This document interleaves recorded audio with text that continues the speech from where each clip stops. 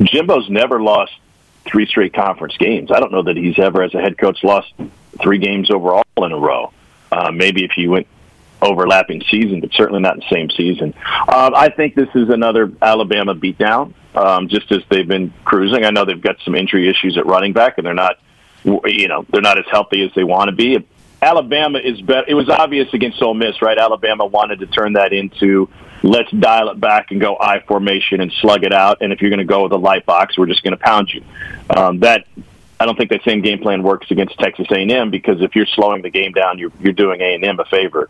A&M's got real deficiencies at the quarterback position, on the offensive line, basically everywhere besides running back on the offensive side of the ball. I would say that they have a proficient tight end, but they can't seem to get Jalen Weidermeyer the ball, and you pointed out that he doesn't seem too keenly interested in being part of a physical run game and blocking. So I wouldn't put Weidermeyer in the category of a weapon. I mean, he has the potential to be.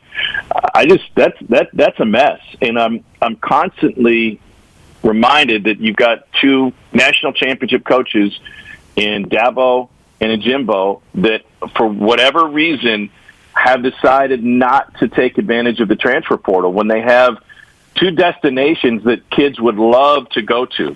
Not only playing the opportunity to play for championships, with both of them present, but also the facilities, the opportunities, the crowds, the glamour of playing at Clemson, the glamour of playing at Texas A&M. You would think that if you put your eggs in the transfer portal basket, that you could go out and fill a hole if you're A&M at quarterback, at offensive line, at wide receiver, places where they need help, at linebacker.